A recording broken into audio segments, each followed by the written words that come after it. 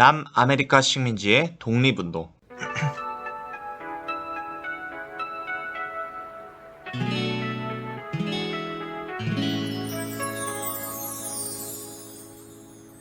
이거 세상에서 제일 귀한 역사 수업 들려줄 테니 재밌게 들어줘. 오프닝송이 이제 꼭 끝나가니까는 집중한다 나랑 약속해줘요. 이거 세상에서 제일 귀한 역사 수업 들려줄 테니 재밌게 들어줘. 우철쌤의 역사 콘서트.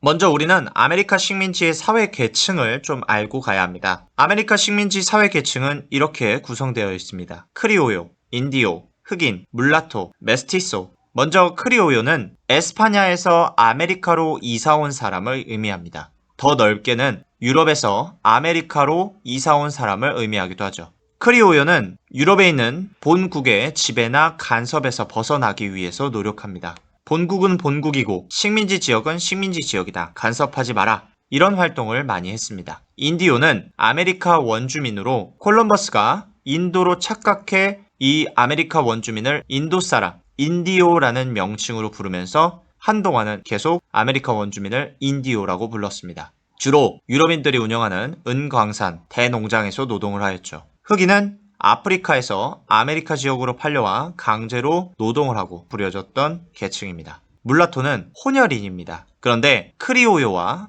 흑인 사이에서 태어난 혼혈인입니다. 다음으로 메스티소입니다. 메스티소도 혼혈인인데요. 크리오요와 인디오 사이에서 태어난 혼혈인입니다. 여기서 메스티소와 물라토는 똑같이 혼혈인인데 서로 차별 대우를 받습니다. 물라토는 노예 출신인 흑인의 피가 섞였기 때문에 굉장히 하대를 받았고, 메스티소는 유럽 국가의 관리를 받았던 인디오의 피를 타고났기 때문에 크리오요에게 고용되었거나 최말단 지배층으로 활동을 하게 되었죠. 이렇게 아메리카 식민지의 사회계층을 알고 남아메리카 식민지 독립운동을 배우도록 하겠습니다.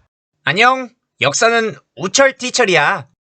독립운동의 배경으로는 계몽 사상이 아메리카 식민지에 퍼지기 시작했고, 북아메리카 식민지가 독립을 성공하면서 미국이 건국됩니다. 이러한 독립운동의 분위기가 남아메리카까지 전파가 된 것이죠. 또한 프랑스 혁명으로 자유주의 운동, 민족주의 운동이 널리 퍼지게 되자 남아메리카까지 운동의 분위기가 퍼지게 된 것입니다. 또한 프랑스 나폴레옹이 유럽 원정 전쟁을 펼치면서 유럽 국가들은 혼란스러운 상황에 처해졌고 식민지에 대한 관심을 두기가 어려웠습니다. 이러한 상황이 남아메리카 식민지 독립운동에 굉장히 큰 영향을 끼치게 되죠. 첫 번째로 살펴볼 것은 아이티 혁명입니다. 아이티가 있는 지역은 당시 산토 도밍고 식민지라고 불렸던 카리브해에 위치한 섬입니다. 이 섬은 프랑스 식민지였습니다. 현재는 도미니카 공화국과 아이티라는 국가가 있는 섬을 의미합니다. 1788년 프랑스 파리에서 흑인의 벗 협회라는 것이 조직됩니다. 이 협회는 노예제 폐지를 선언하고 이 선언은 아메리카 식민지에 영향을 미치게 되죠. 1789년 프랑스 혁명이 시작되자 흑인 노예들은 독립운동에 관심을 가지게 됩니다. 1791년 산토 도밍고 식민지의 노예 반란으로서 독립운동이 전개가 되죠. 이 흑인 노예 반란을 진압하기 위해서 프랑스군이 출동하지만 1793년 흑인 노예 반란 세력에서 투생 루베르티르가 등장하면서 프랑스군은 굉장히 싸우기 힘들어집니다. 하지만 1802년 프랑스군의 여러 시도 끝에 투생 루베르티르는 전투에서 패배하였고, 이후 프랑스군에게 체포당한 투생 루베르티르는 사망하게 됩니다.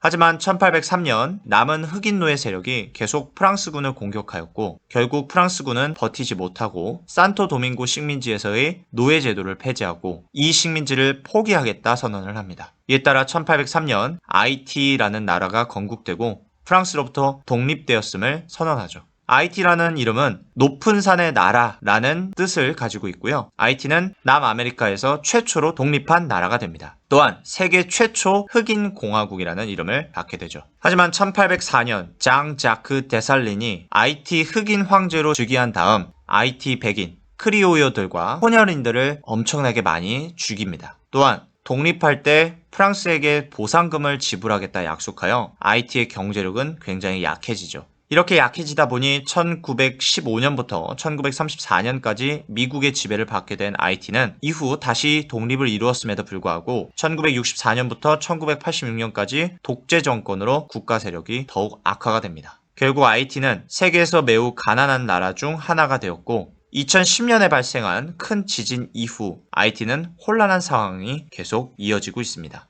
어이, 거기 너 역사 우철티철인 거 알지?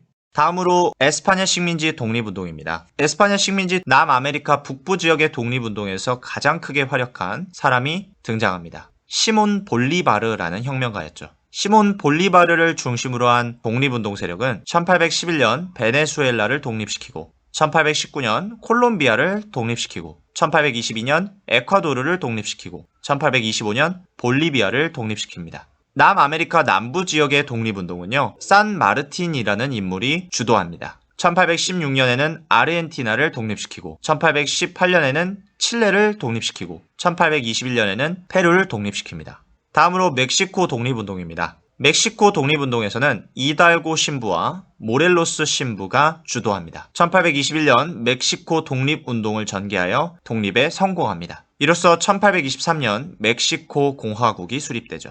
역사는 우철티철. 다음으로 브라질 독립운동입니다. 브라질은 아메리카 대륙 중에 유일한 포르투갈 식민지였습니다. 그러다가 나폴레옹 전쟁이 발생하였고 이 전쟁에 참여한 포르투갈은 재정난이 발생하고 이후 쳐들어온 프랑스군에 쫓기게 됩니다. 이에 포르투갈 왕실은 위기에 빠지게 되었고 왕이었던 조왕 6세는 포르투갈을 포기하고 식민지 브라질로 피난을 떠납니다. 이러한 과정에서 포르투갈 지역에서 개혁파의 쿠데타가 발생하였고 개혁파는 입헌 군주제를 포르투갈에 도입을 하죠.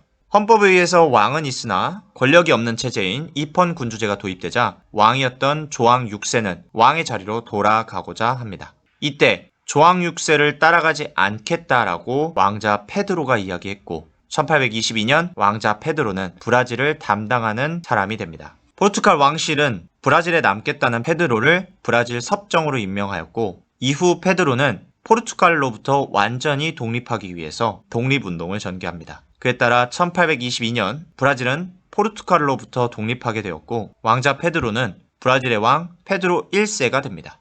역사는 우철티철입니다.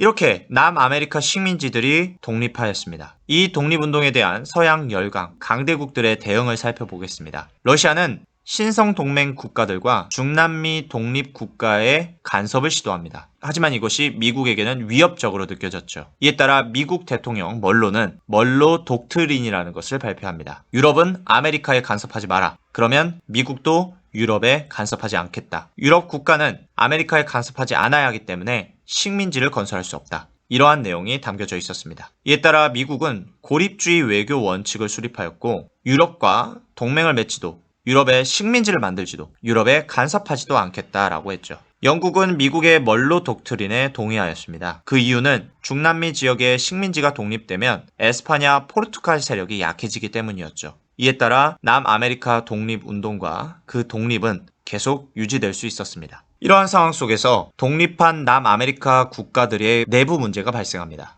독립한 남아메리카 국가에서는 빈부격차가 발생했죠. 이에 따라 내부 정치 상황이 불안정한 상태였습니다. 이 틈을 노리고 미국과 영국이 남아메리카 국가에서 영향력을 키워갔습니다. 물자를 지원한다든지 사회 문제의 해결책을 제안한다든지 이런 방법들로요. 이에 따라 미국, 영국의 간섭이 커지자 남아메리카 국가들의 개혁 실패와 사회 혼란은 이어지게 됩니다. 이것으로 성장이 늦어지게 되었고 현대에 와서는 국가의 힘이 강하지 못한 나라들로 넘쳐나게 되었죠. 이번 영상은 여기까지입니다. 우리는 다음 영상에서 다시 만나요.